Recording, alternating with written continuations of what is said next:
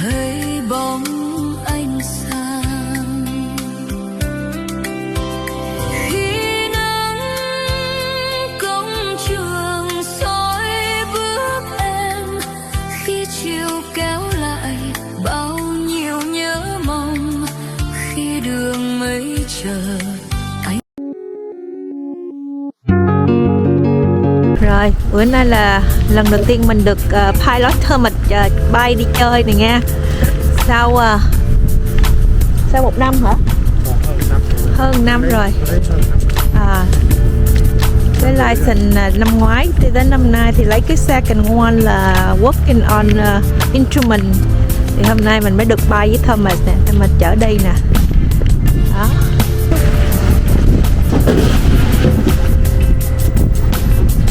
Ok, bây giờ mình bay với Thomas, Pilot Thomas Đàn. Sau gần hơn 1 năm rưỡi Thomas học bay có license rồi, bây giờ mình mới được chính thức Thomas Pilot Thomas chở mình đi nè. Đây là chiếc máy bay mình sẽ đi hôm nay. Bây giờ Thomas get ready cho mình đi.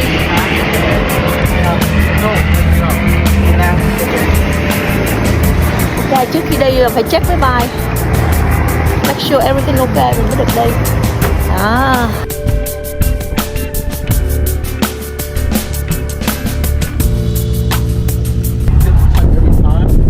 Registration when it expires, and this airworthy certificate you get it one time. Okay. It doesn't expire. So it got certified in 1978. Wow. Và xe thứ này wow, cái này á chưa ấu hả? It's average. 78 hả? Oh, almost like 50 years already. 48 years old. Máy bay này hả? Yeah. Rồi every year làm gì? They changed the engine. They replaced the engine. Oh, they replace the engine every year. Yeah, we have to get airframe.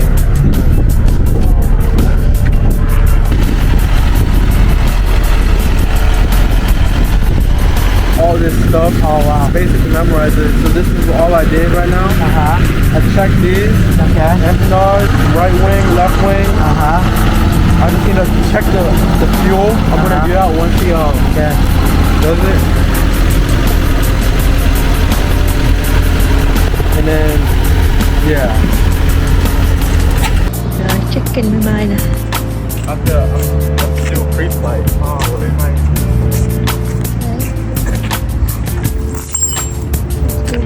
Free flight, tức là check-in everything hả?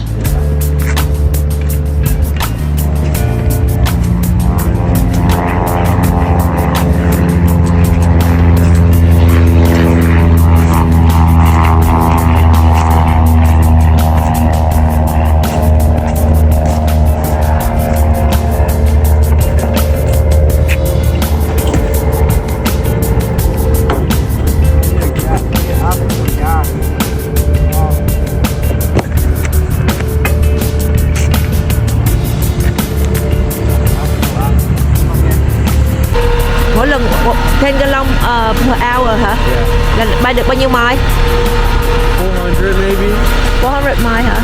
Bữa nay mình sẽ bay được bao nhiêu mile? 160. 160 mile hả? Rồi bây giờ let's get gas nè, bơm gas vô để chuẩn bị bay. Mỗi lần trước khi đi là phải làm như vậy đó.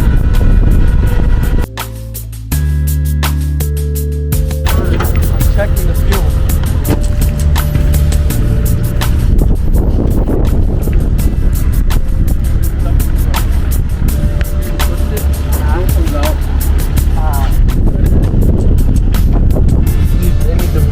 Water, and then it always sinks to the bottom. So if there's water or debris, you just dump it out until there's no more water. And then you dump it back. Yeah.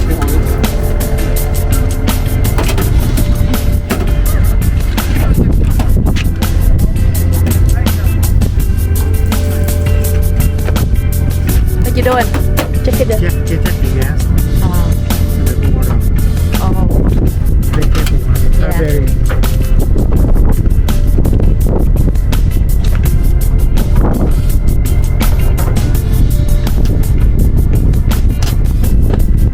Check to see if any water content is in it.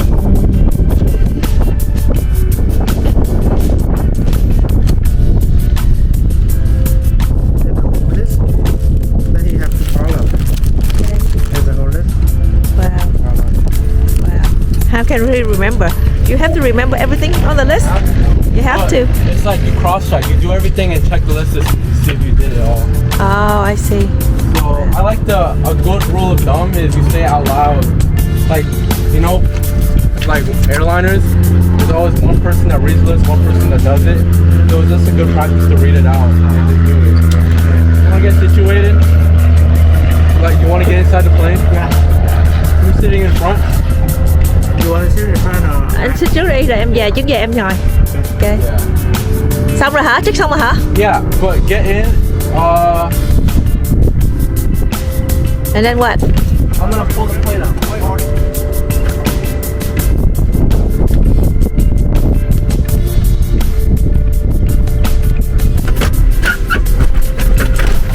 I'll tell you what to do, right? And then if that doesn't work, you open the window, push it open as hard as you can. I'll tell you if there's a fire. I'm gonna try to push the fire back in if there's ever a fire. And then that's the safety briefing. Your seats are comfortable and everything? Yeah. Okay, I'll tell you when to put on your headphones. I want to put them on like this right now.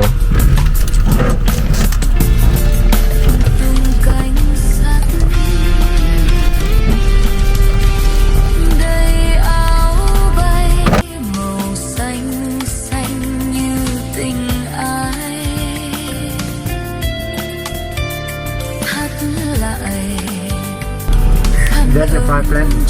Yeah. You planned it before, right? Ahead of time, right? Yep. Quay cuồng sau cánh bay, con tàu thét gầm cho tim ngất ngây. Phi đạo chạy dài, anh cất cánh bay lên.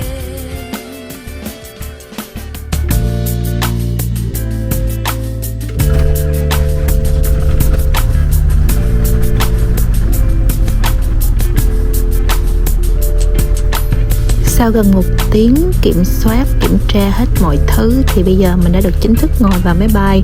Và bây giờ thì phi công đang liên lạc với kiểm soát không lưu, hay còn gọi là Air Traffic Control, viết tắt là ATC. Trong video này thì mình sẽ gọi là ATC.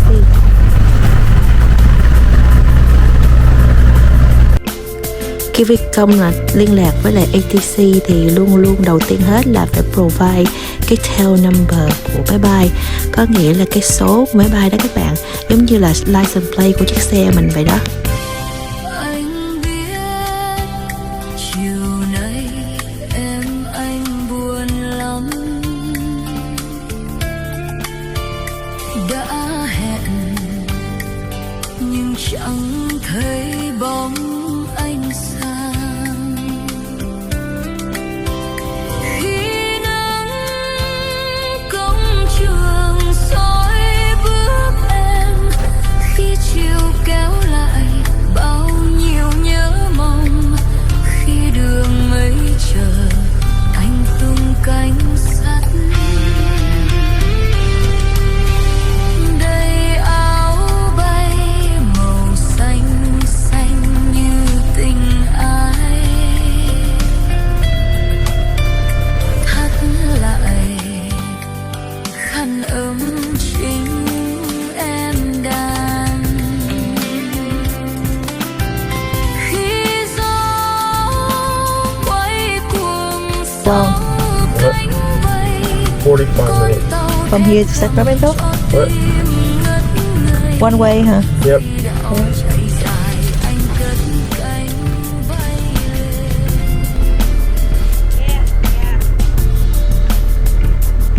Khi mà mình ngồi trong máy bay, tất cả mọi người phải đeo headphone để chống hư lỗ tai, vì trên này rất là ồn, cũng như là mình sẽ nghe được những câu mẫu thoại giữa tổng đài và phi công.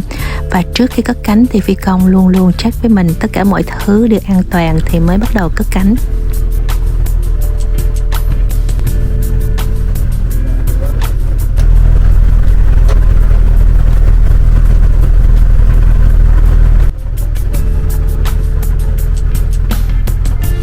Sau khi phi công trao đổi những thông tin với lại tổng đài thì bây giờ máy bay của mình được chính thức chạy lên đường băng để chuẩn bị cất cánh này nha.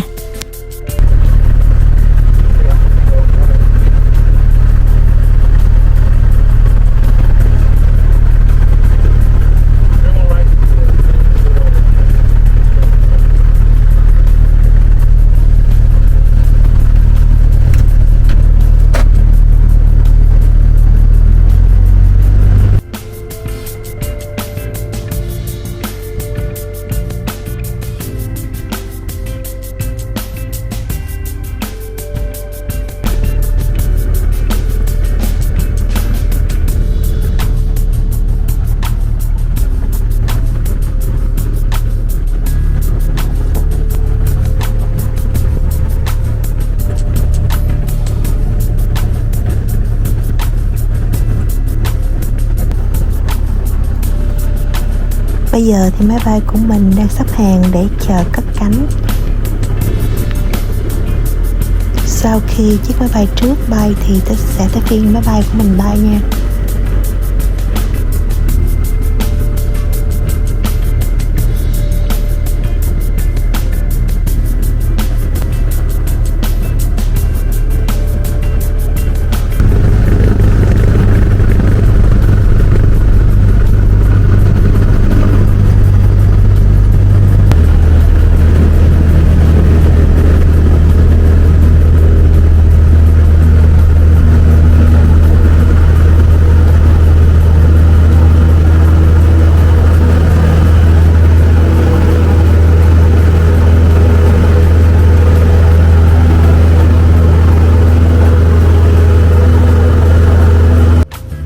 Wow, take off quá tuyệt vời phải không các bạn?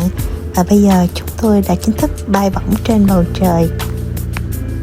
Nãy giờ thì mọi người cũng thấy cái quá trình chuẩn bị trước khi bay cũng khá lâu.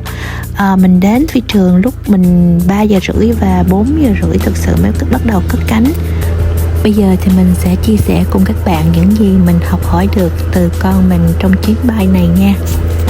Lúc đầu thì mình nghĩ rất là đơn giản, chỉ cần reserve máy bay và mướn chiếc máy bay rồi lên máy bay và bay thôi. Nhưng thực tế á, thì mình rất là ngạc nhiên các bạn ơi. Vì tất cả các học viên phi công phải kiểm tra rất nhiều hạng mục để bảo đảm an toàn trước khi bay. Chẳng hạn như từ việc xem thời tiết nè, kiểm tra nhiên liệu nè, quan sát thân máy bay và lên kế hoạch đường bay nè. Tất cả đều được thực hiện rất là cẩn thận trước mỗi chuyến cất cánh. Bạn có biết một học viên phi công thường chuẩn bị bao lâu trước khi bay không? Thông thường á, thì bay huấn luyện tại sân bay địa phương, tức là bay gần thôi á, thì khoảng từ 45 tới 90 phút trước khi cất cánh. Còn nếu mà bay đường dài á, thì người ta gọi là cross country á, có nghĩa là trên 50 miles á, thì chuẩn bị phải được kỹ hơn, thì khoảng từ 1 tiếng rưỡi tới 3 tiếng luôn. Trong khúc đầu của video á, thì bạn có nghe phi công nói về free fly checklist, thì danh sách để kiểm tra trước khi bay. Thì bây giờ mình sẽ list ra một số điểm mà pilot phải check mỗi khi trước khi bay cho các bạn biết nha. Thứ nhất và quan trọng nhất đó là kiểm tra thời tiết. Nhiều khi phi công đã book máy bay để bay, nhưng mà ngày đó mà check thời tiết mà không tốt thì sẽ phải cancel chuyến bay. Kiểm tra thời tiết sẽ bao gồm những gì?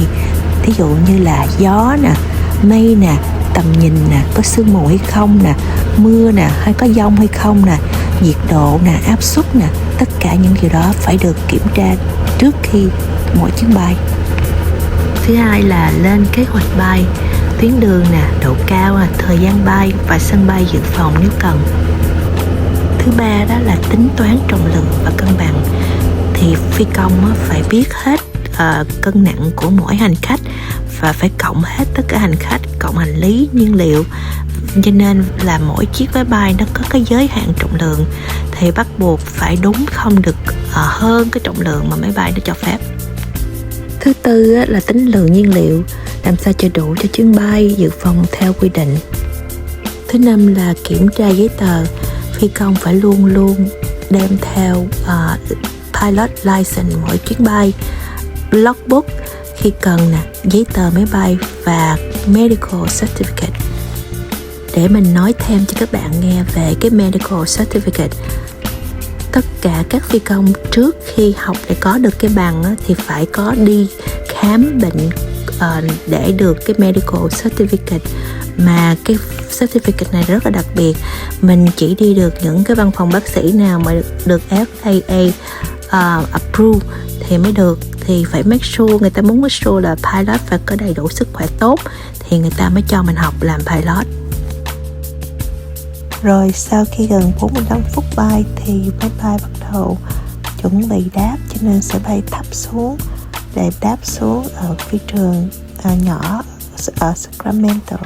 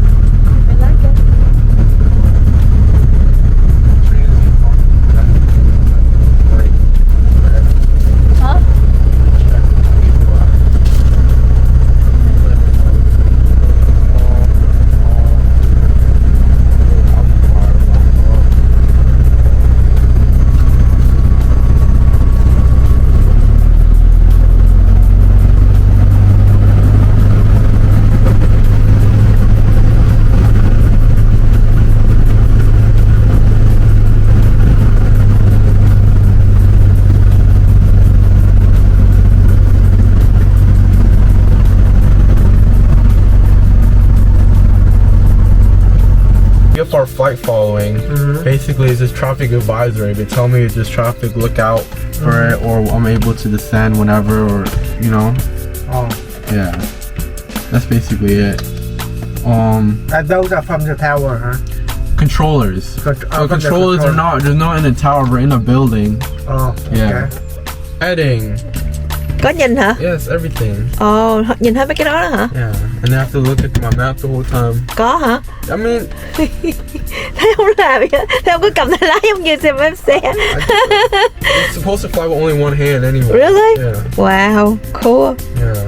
Vậy lái xe với máy bay cái nào dễ hơn? Depends. Depends by đâu. Lái xe dễ hơn obviously, but light driving in the downtown is harder maybe. Okay. So, yeah. Thấy mới ngồi lên máy bay cũng nhìn nó tìm luôn. Nhưng mà khi mà con lái buổi tối sao con định hướng hả? Nó show này hả? Yeah. Đâu có thấy gì đâu đúng không? Okay. Lái buổi tối đâu có thấy phi trường đâu. Rồi Yeah. sao biết đáp được hay vậy? Well, you have to see. You're gonna see it eventually. Ồ, You see the lights. ồ. Phi trường nào nó cũng turn on a light hả? Once you get close enough, you have to see it. Okay, Yeah. cool. Mấy bữa đi buổi tối là cũng phải nhìn đòn đèn vậy hả? Yeah. Nhưng mà mình định hướng là mình bỏ đây hết hả? Mình set GPS trên này hả? There's no GPS I set. Ồ, I follow the iPad. ồ, I see. Yeah. Cool. I'm trying to see where else we can go.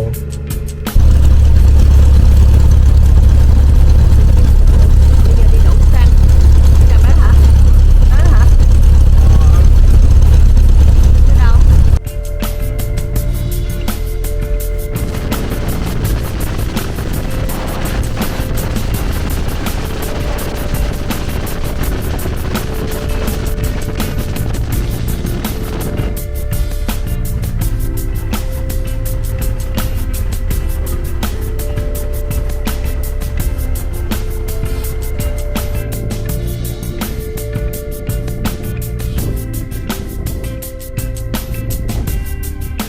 A74? 713. Wow.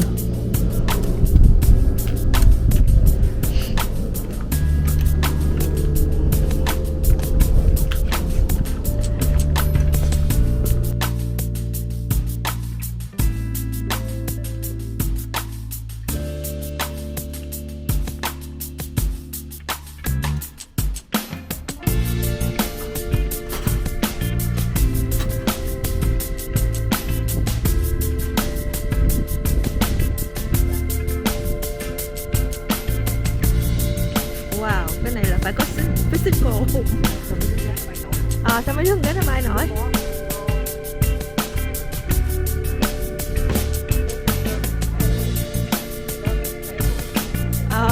They have car seat for short pilot hả? Really? Seriously? Wow. Gì vậy? Sao vậy?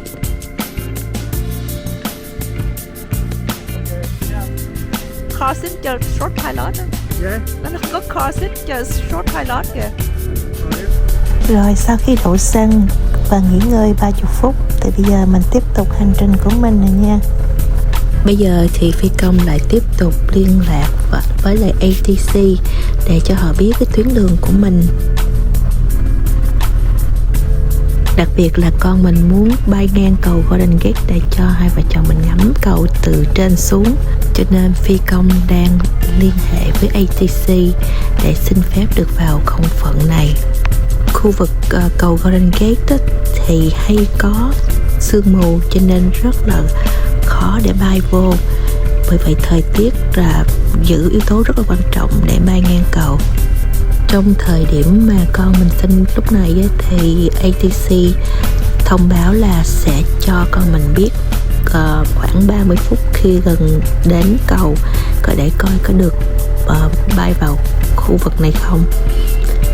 Những yếu tố quan trọng khi mà bay ngang cầu đó là tầm nhìn, tức là tầm nhìn phải từ 10 dặm trở lên. Còn có mây hay không, gọi là trần mây, có nghĩa là ceiling đó, mây đủ cao để không che khu vực cầu nè. Và gió nè, gió càng nhẹ càng tốt để chuyến bay êm. Còn có bị turbulent hay không thì nếu mà nhiễu động nhiều và turbulent thì cũng không được bay vào. Và quan trọng nhất là không có mưa hoặc sương mù dày. Rồi bây giờ thì ATC đã cho phép được lên đường bay và chuẩn bị cất cánh một lần nữa nha. Bây giờ thì mình sẽ nói chuyện tiếp cho các bạn nghe những cái điểm gì mà mình cần phải check trước khi bay nữa nè nha. Hồi nãy mình nói số 5 rồi, bây giờ tới phần số 6 là kiểm tra bên ngoài máy bay. Tức là mình phải đi vòng hết máy bay để kiểm tra coi cứ mọi thứ giống như mình thấy trong khúc đầu đó. Thì phi công cũng có một cái list để go through hết những cái thứ nào cần kiểm tra. Ví dụ như là cánh nè, bánh đáp nè, đuôi nè, cánh quạt nè, đèn nè, mức nhiên liệu nè, dầu động cơ, kiểm tra xem có hư hỏng hay rò rỉ gì không. Và mình cũng thấy con mình nó có kiểm tra thêm coi nước có bị leak vô trong dầu hay không, trong xăng hay không nữa nha.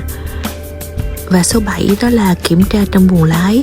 Ví dụ mình sẽ kiểm tra thiết bị điện tử nè, radio, GPS, đồng hồ bay, điều khiển lái, dây an toàn.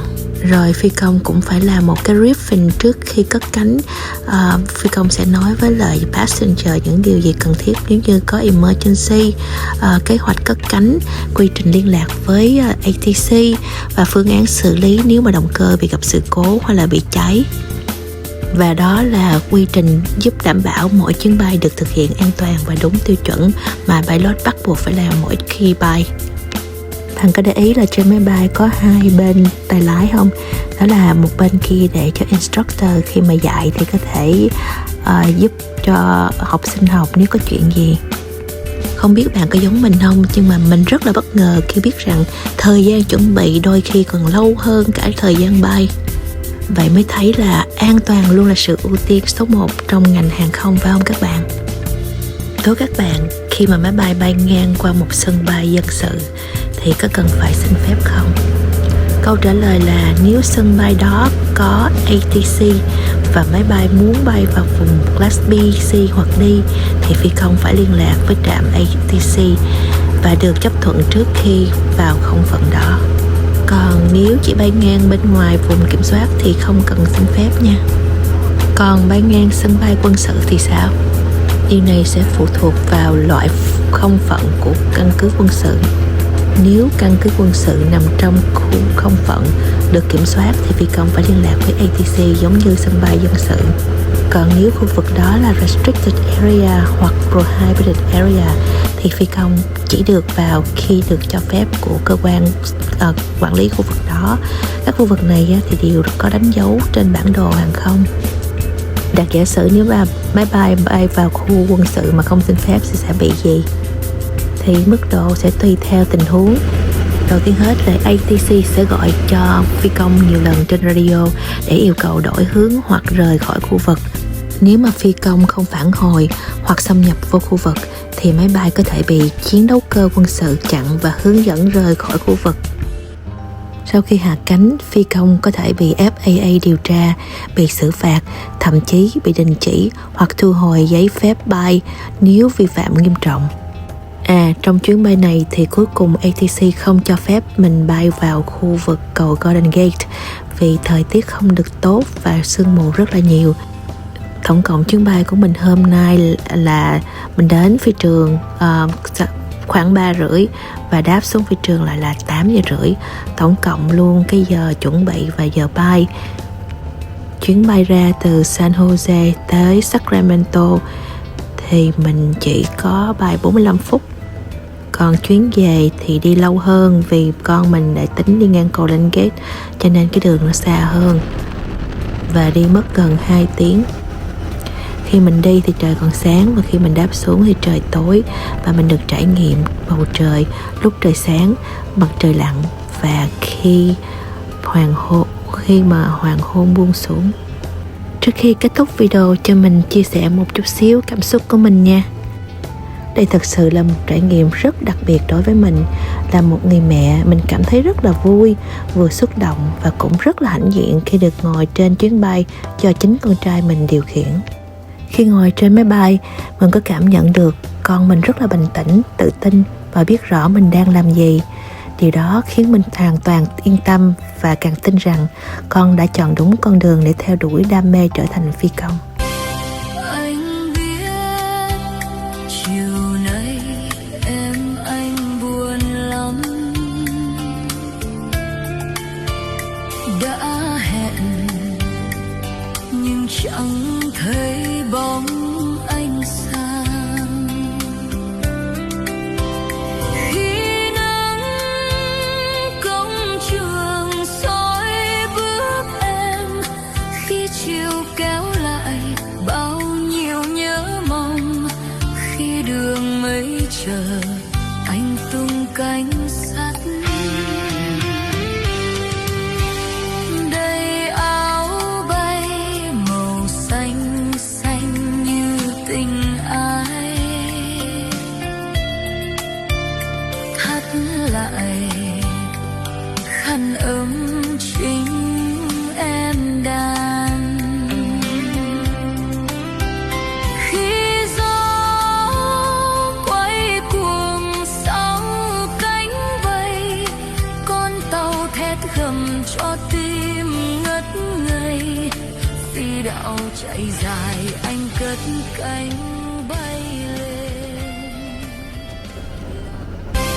Anh biết chiều nay em anh buồn lắm,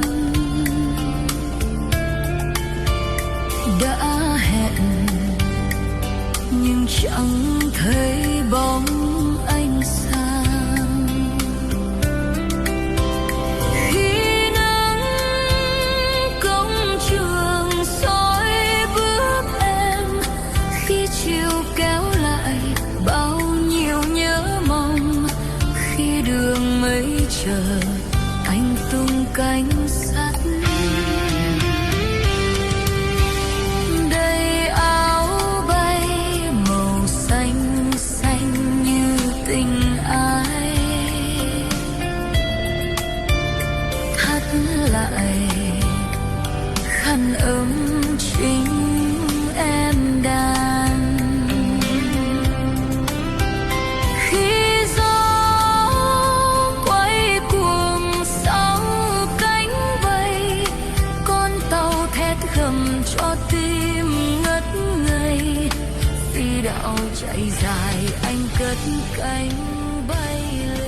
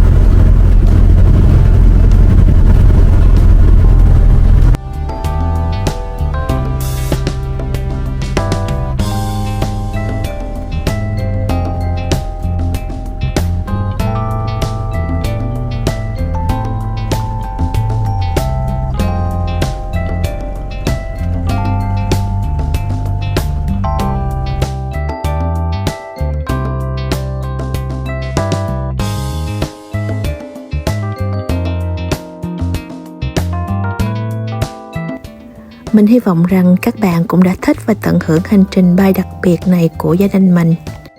Và nếu bạn thấy video này hữu ích hoặc thú vị thì đừng quên nhấn like, subscribe và chia sẻ để ủng hộ kênh mình nhé. Cảm ơn các bạn rất nhiều và hẹn gặp lại trong những chuyến phiêu lưu tiếp theo của mình nha. Thank you for watching. Bye now.